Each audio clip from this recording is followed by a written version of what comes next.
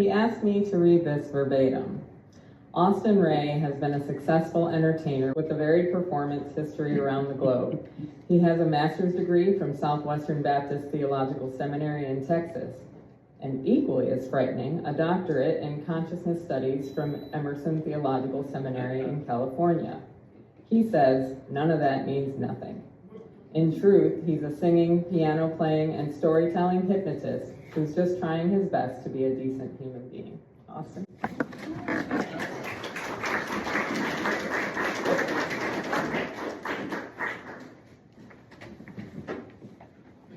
I originally wrote that line as a decent person, and then I thought, I'm not even sure if I can stand up to that. So I chose just decent human being instead. How are you this morning? Great. Good. I'm very glad that you're here, and thank you. I am honored that you would allow me to come and to speak to you, not even knowing me at all, nothing of my background.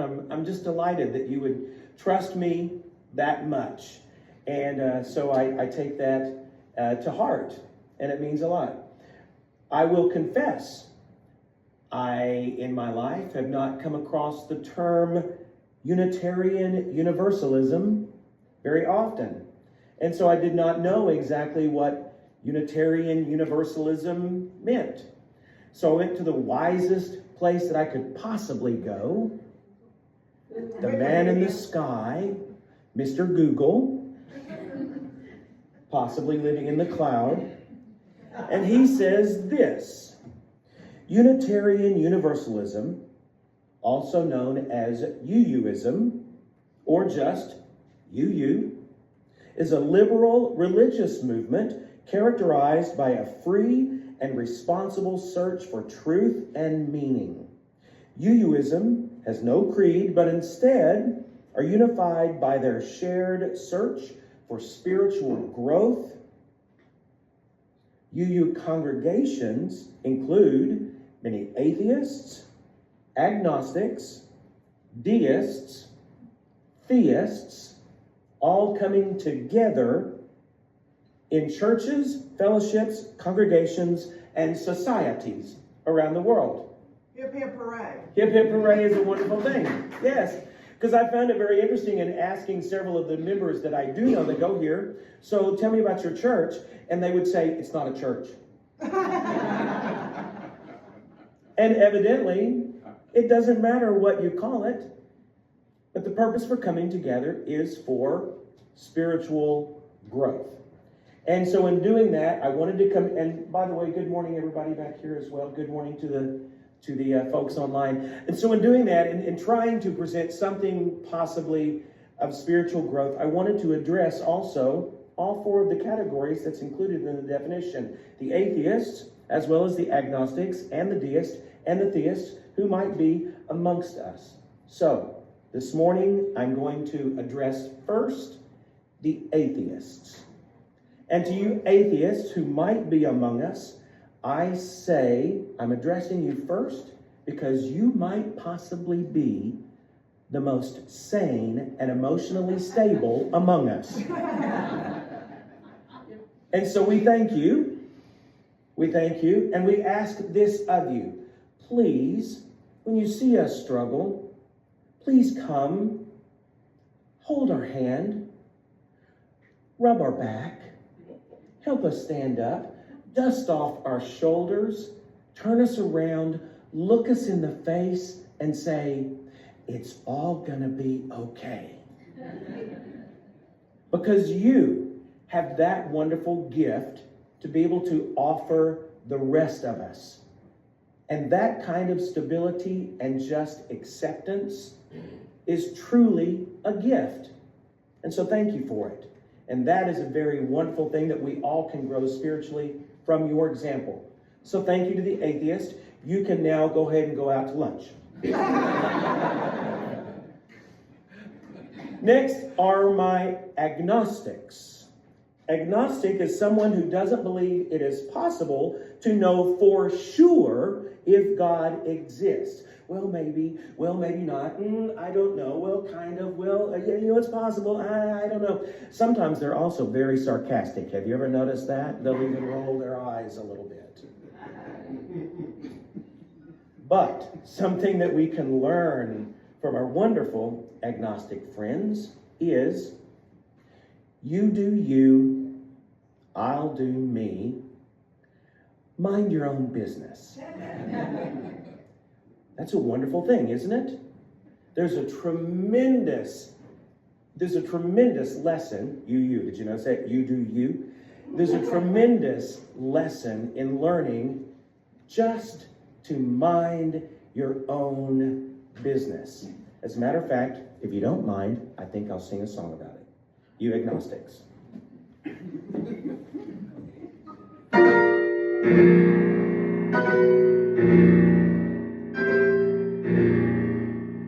Agnostics also are very dramatic. Did you notice that?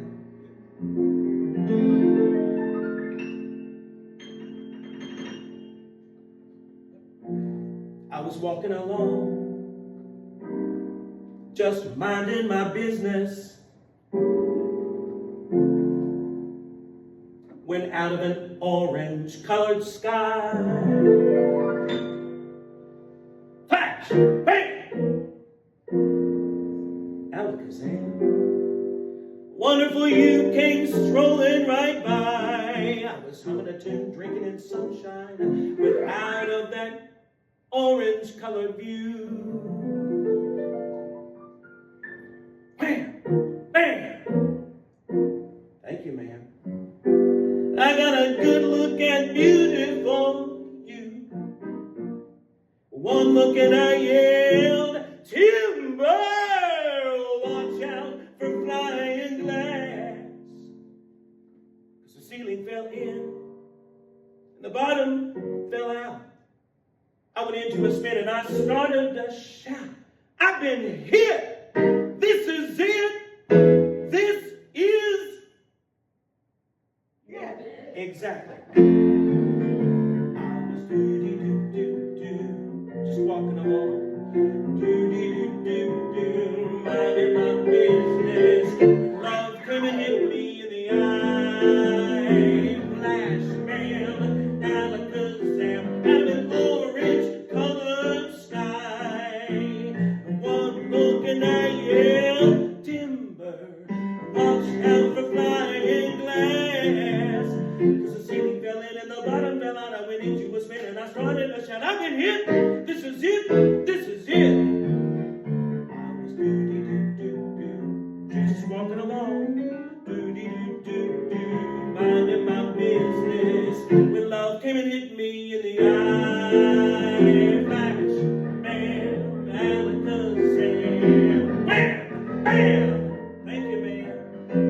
Flash, bam, alakazam. Out of an orange with those green polka dots and those crazy purple clouds up in the sky.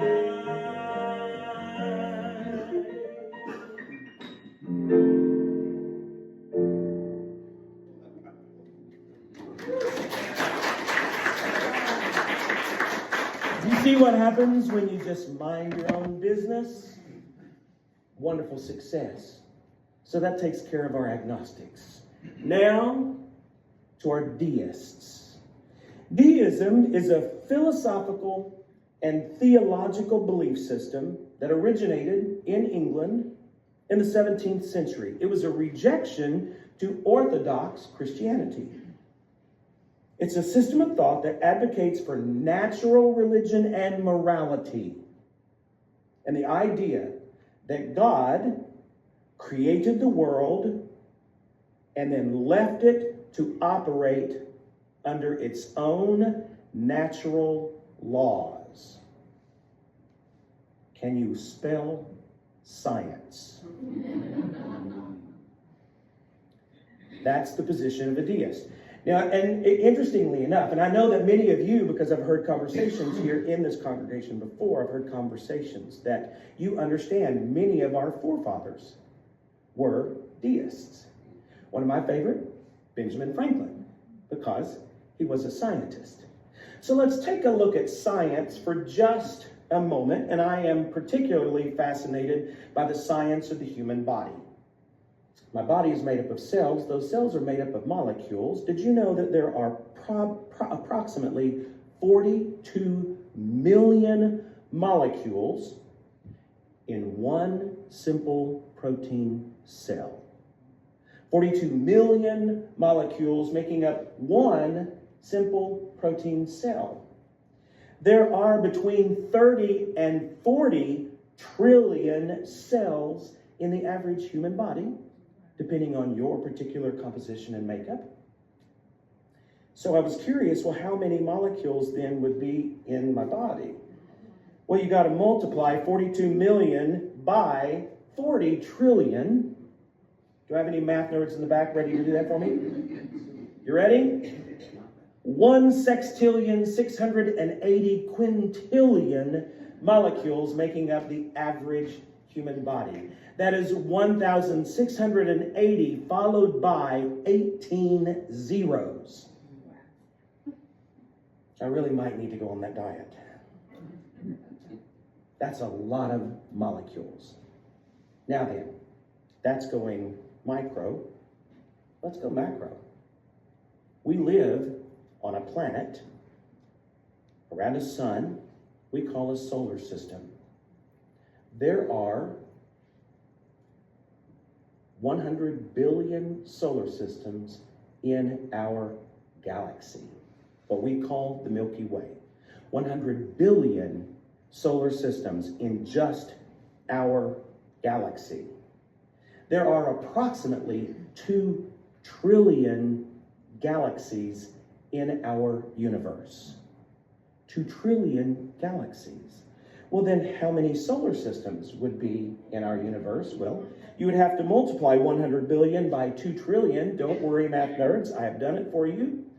200 sextillion would be the number of solar systems in the universe. 200 sextillion, that would be a 200 followed by 21 zeros. That's a lot, isn't it? 21 zeros. Now, of course, me being the curious man I am, I wondered, well, how does my body compare percentage-wise, the molecules in my body, how would that compare to the number of solar systems or planetary solar systems in the universe? So you'd have to divide the number of molecules in my body by the number of solar systems. So that means dividing 1 sextillion, 680 quintillion by 200 sextillion, and it comes out to be 0.0084. So that's almost 8.5 thousandths of a percent. I don't need to go on a diet after all. That's a very small number. But it does give you an idea. Could my body actually be a universe itself with all kinds of intelligent beings living within my molecular structure? Because as I look out, look how interesting molecule models and solar systems are similar. And speaking of, neither one of them are absolutely correct.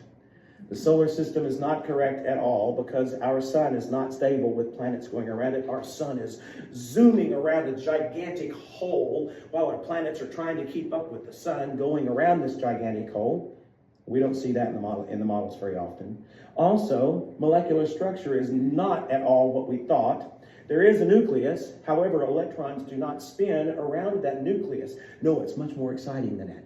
Instead, electrons have something called superposition.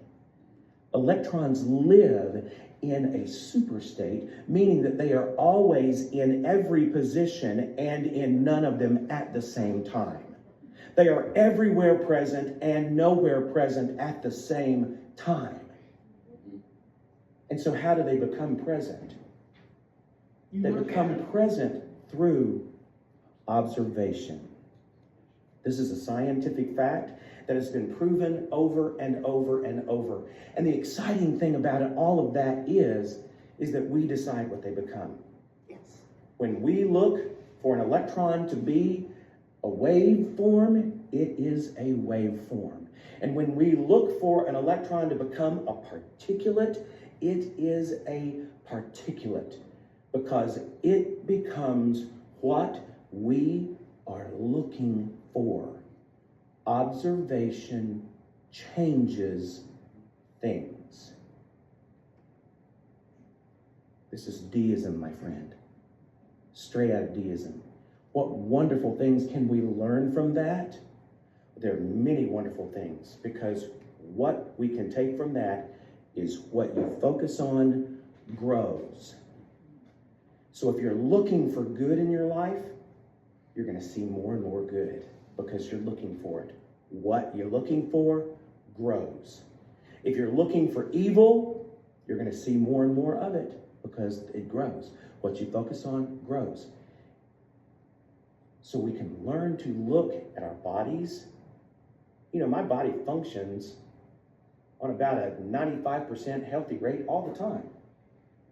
Why do I get so focused on those little bitty things that go wrong when so much of my body functions properly? So if I focus on the things that function properly, I see more and more of my own health. Does that make sense to you, yes or no? If I look at my neighbor and I see the good in my neighbor, I'll see more and more good in my community. I'm going to sing a song about that.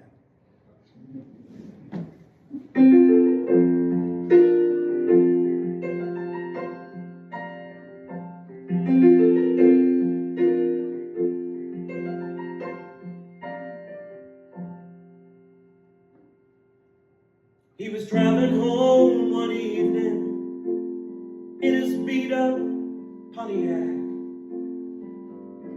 when an old lady flagged him down. Her Mercedes had a flat.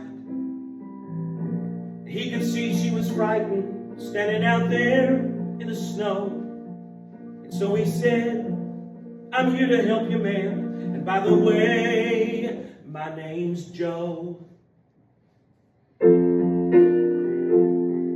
She said, "I'm from St. Louis, and I'm only passing through. There must have been 100 cars gone by, and this is awful nice of you."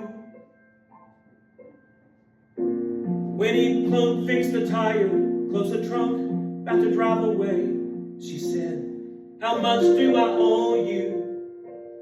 And here's what he had to say. "Well, ma'am, you don't owe me a thing, 'cause I've been there too, and someone once helped me out just the way I'm helping you. If you really want to pay me back, here's what you do. Don't let the chain of love end with you."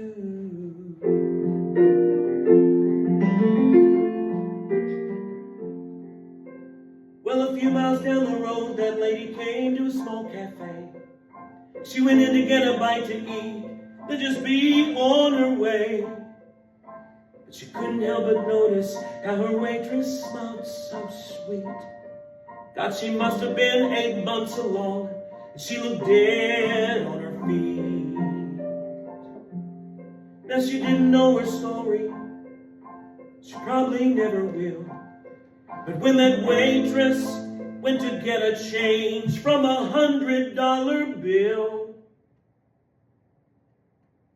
the lady slipped right out the door, and on a napkin she left a note.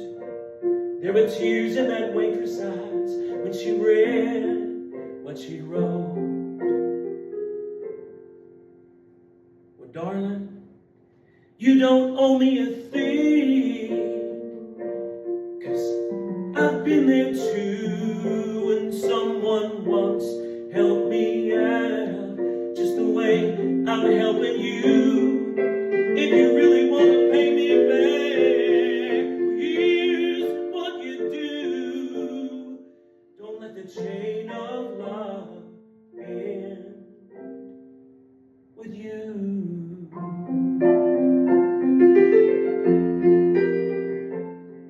That night, when she got home from work, the waitress climbed into bed.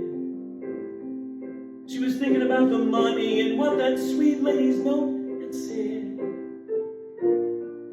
Her husband lay there sleeping, so she whispered, soft and low, "Everything's gonna be alright."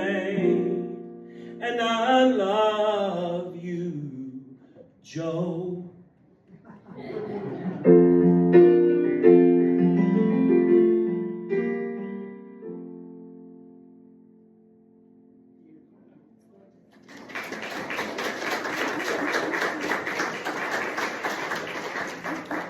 All right.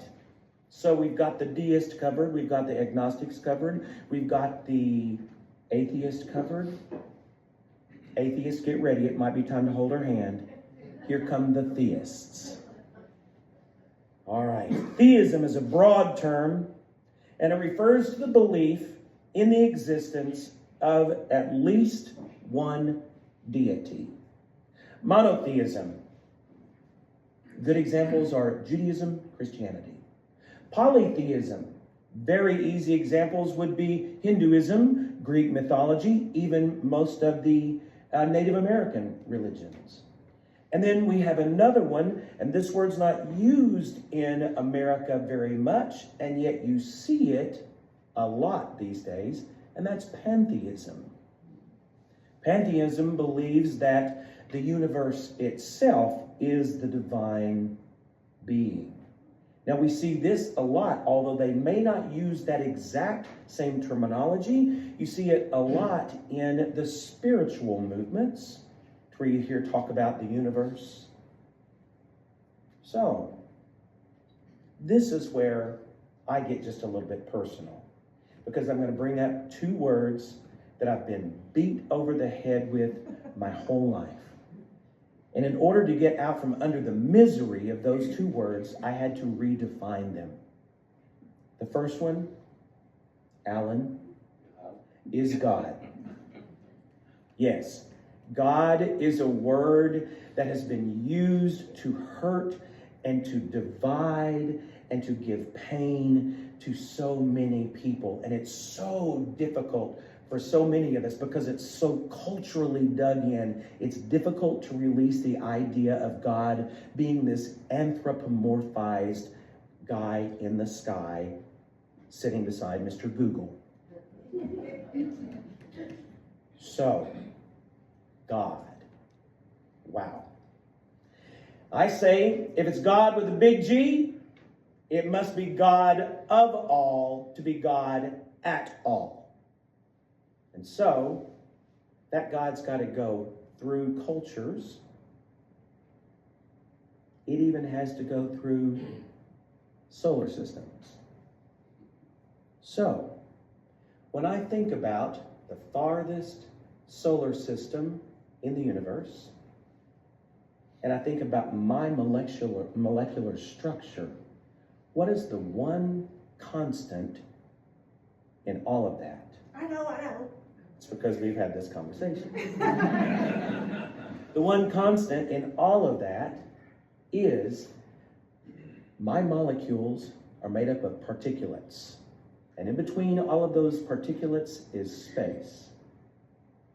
In between all of the molecules is space. Those molecules make up my cells. In between all of the cells is space. Those cells make up my organs. In between all of my organs is space, making up my body. In between my body and your body is space. In between our bodies and all other living things on this planet is space. In between my planet and the closest planets in my solar system is space. In between my solar system and the nearest solar system is space. Space is throughout the entire Milky Way galaxy, and space is between the other 200 sextillion solar systems in the universe. The space is the one constant. And so, that space must be energized, intelligent, and creative. As a matter of fact, it must be, what's the word I'm looking for? Infinite. It must be infinitely intelligent, infinitely energized, and infinitely creative in order to hold together my body as well as all of the celestial bodies. Come on with it. And that, ladies and gentlemen, that space is not anthropomorphized at all, but it is intelligent and it is conscious. And I believe that it is expressing as you and as me. Did you catch that? As you and as me. And in doing it that way, I can love my neighbor as myself. It's the space between our bodies that I call God. And I hope you draw some comfort in that and bring a deist idea into a theological concept. There's another word that I've been beat over the head with, and that's prayer. Well, I'll just pray for you, brother. Ooh, Lord, don't ask me to pray for you because I'd just as soon box your ears. Have you ever had that feeling? Because you know that's really what they mean.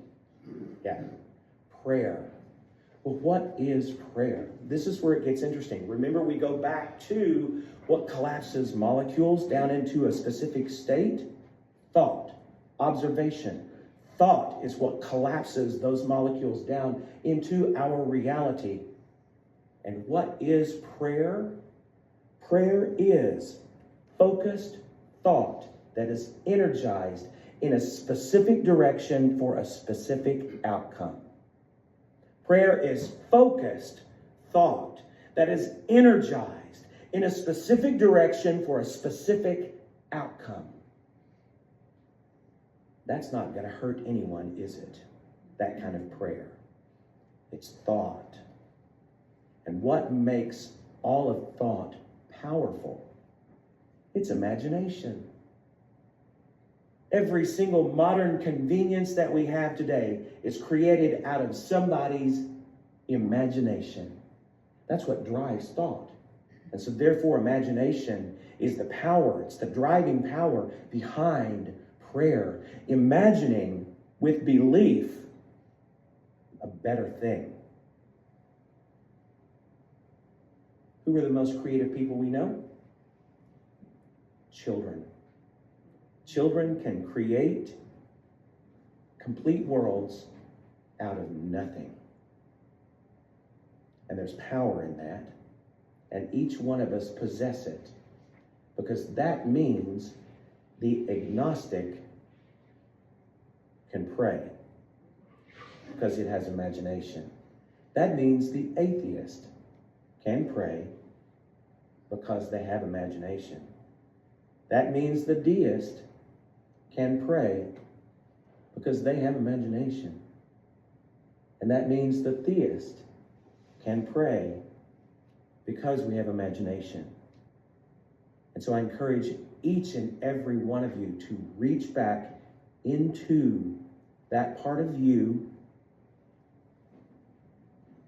that has imagination, because it's all there. And so I'm going to close my portion of the morning with one final song. And in this song, this song is talking about a child. This child is you as you grow.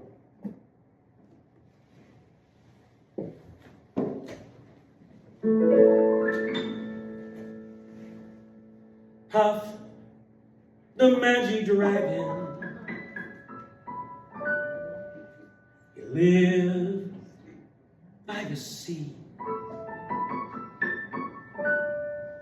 And he frolicked in an autumn mist in this land called Honolulu. Little Jackie Paper, oh, he loved that rascal Puff. He brought him strings and sealing wax and other fancy stuff.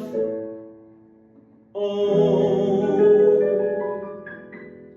if you want to sing along, feel free.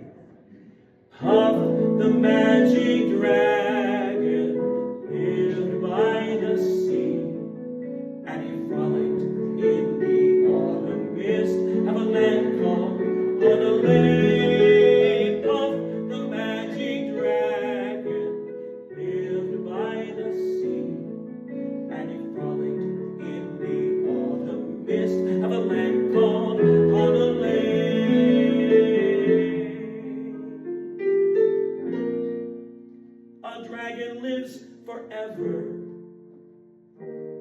so little boys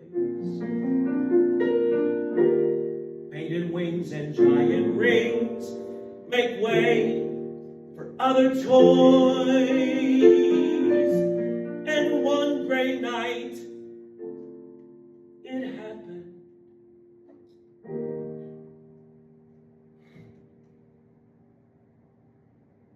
Jackie Paper came no more. And Puff, that mighty dragon, he ceased his fearless roar. His head was bent in sorrow, green tears fell like rain. Puff no longer went to play along the cherry lane without his lifelong friend. Puff could not be brave. So Puff, that mighty dragon, slipped sadly to his cave. Oh, Puff, the magic dragon, lived by the sea, and he frolicked in the autumn mist of a land called Honolulu. Puff, the magic dragon, lived by the sea, and he frolicked in the autumn mist of a land called Honolulu.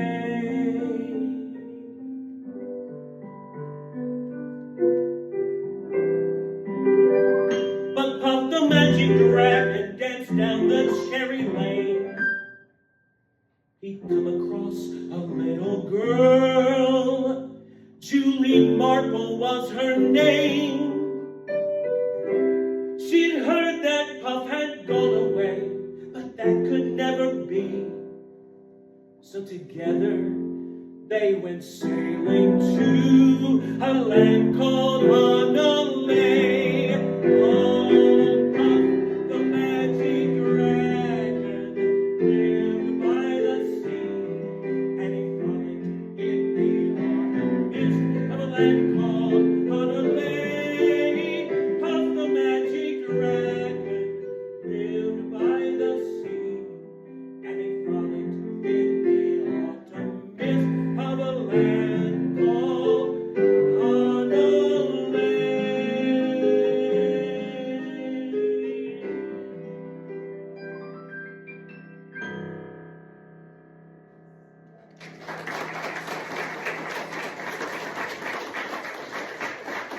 Thank you, and thank you for letting me come this morning. I really enjoyed it. Thank you.